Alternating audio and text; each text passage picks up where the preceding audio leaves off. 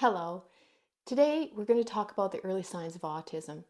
It's the one thing I see parents searching for on the internet all the time. So I'm going to give you a quick little rundown of some of the signs. Some are really common and you might know them. Those are things like hand flapping, lining things up, repeating what you say, not responding to their name, not following directions, not looking at you in your eyes. Maybe even some of you know about toe walking. Um, and then difficulty changing from one activity to another, getting really upset, maybe having a tantrum at that point. Or even taking your hand to get something. Instead of them reaching for it or instead of asking you to get it, they take your hand to the fridge or your hand to the iPad or whatever it is that they want. So those are some of the common signs. But some of the less common signs are things like hyperlexia. So that's where children know the alphabet and they can read some words and maybe even read sentences without really having been taught. So that is one sort of sign that people don't know a lot about maybe. Also, not liking clothes. I see so many kids that don't want to wear clothes at all. Or they don't like certain kinds of clothes, or they don't like certain kinds of socks. Food preferences. Oftentimes food preferences are just white things. So French fries, potatoes, potato chips, rice, noodles, those kinds of things, toast. And then there's another one is talking about things that they like to talk about, not being able to switch to something that you want to talk about. Or talking about something that they want to talk about. When they're talking about it, they will look at you. But if you start talking about something that you want to talk about, they don't look. There's no looking at that point.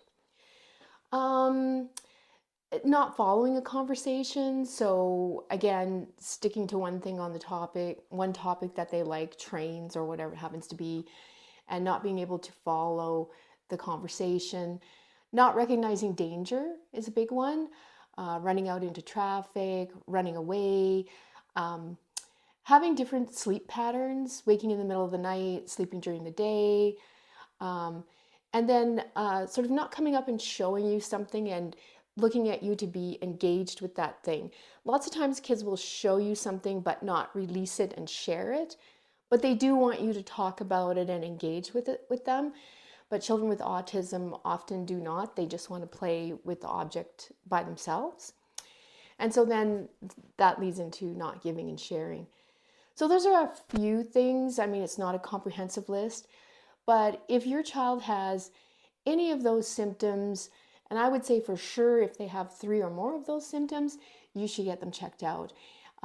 See a professional as soon as you can and try and get a diagnosis as soon as you can. It sometimes takes a long time to get a diagnosis for autism because it takes a team to diagnose it. Often you'll have a speech pathologist, an occupational therapist, a psychologist, a pediatrician, and so on. And it takes a whole team to diagnose that. And you want to get that diagnosis as quickly as possible because the treatment programs that we have for children with autism nowadays are so good. And the earlier you get them help, the better. So um, I hope this has been helpful, and I hope that you'll follow some of my other videos that have to do with autism and things you can do at home. Bye for now.